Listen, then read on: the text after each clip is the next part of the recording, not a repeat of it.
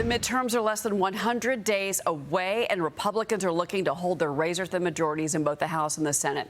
But new polling shows the GOP's messaging on one of their landmark bills might not be working. Politico finding nearly half of Americans cannot explain the One Big Beautiful Bill Act, and those who can are more likely to say the bill has helped others, not them. I want to bring in Wisconsin Congressman Tom Tiffany. He's a member of the Republican Study Committee and, of course, running for governor there. But what would you say to give more clarity to Americans on this legislation? What messaging are you using right now in your current race?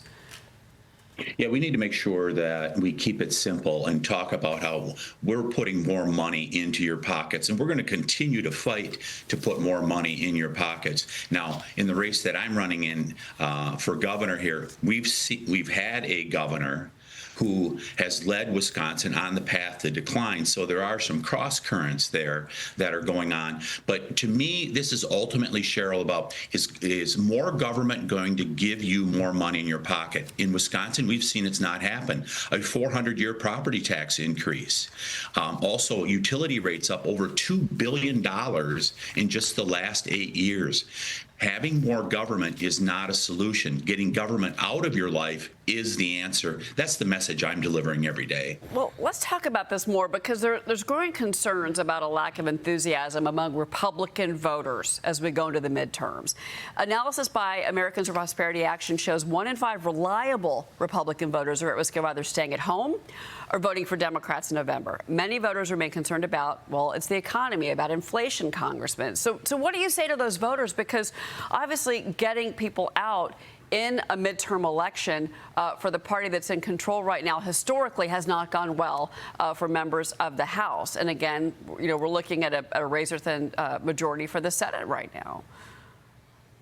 Yeah, well, I can tell you, I do not see that lack of enthusiasm here in Wisconsin as we see the specter of big government socialism taking over. The Democrats have left their party to the Democrat Socialists of America, and people are rejecting it. So I don't know if AFP polled here in Wisconsin, but I can tell you on the ground here, we are seeing real enthusiasm, especially as they see this specter of what may happen. I mean, think about what just happened in Madison over the weekend, where you had the leading candidate for the Democrats who accused a policeman of doing an execution. Just wild rhetoric that is coming from her.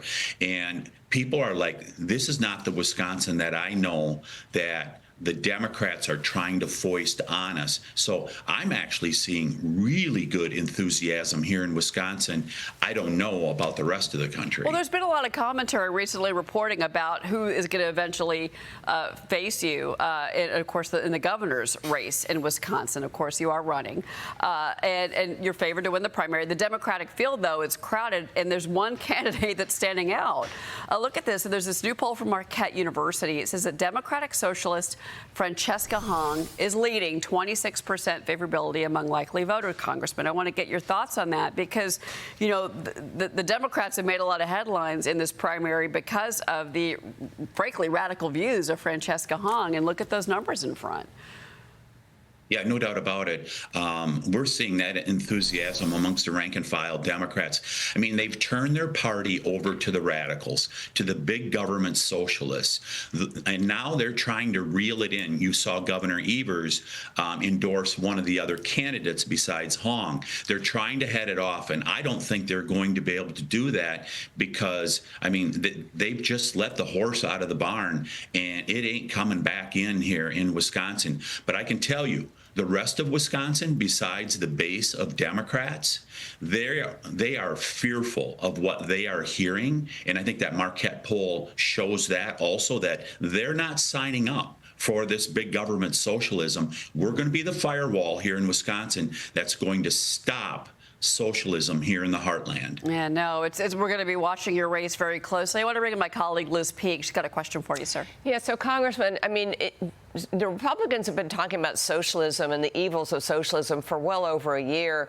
Does that still resonate with voters? I mean, I've noticed some people now are talking about communism because actually the DSA in New York is actually embracing communist ideas, like getting private landlords to give up their property so the government can take it over. What about your voters? I mean, are they looking at New York and are they taking note of the incredible policies that are being talked about by Mamdani and his associates? I believe, Liz, I do believe that it is burning through to people throughout the country, that they're seeing this and they're very scared of it. That same Marquette poll that Cheryl highlighted, it said that people do not want this big government socialism. What we have to do, though, is we have to tell people what that looks like. Yeah. I mean, it is having a bigger government, and we saw it in a couple ways here in Wisconsin. The 400-year property tax increase, people are like, I can't afford to stay in my home. Well, that's what you're going to get if you elect this Democrat socialist. We saw our utility rates go up over $2 billion. We used to be the second lowest in the Midwest. We're now the second highest. So well, excuse me, but I think that's the kind of specifics that brings big government socialism actually home to voters, right? Is bad policies on energy, bad policies on housing have resulted in these kinds of increases and cost increases, and I would think that's pretty important in your race.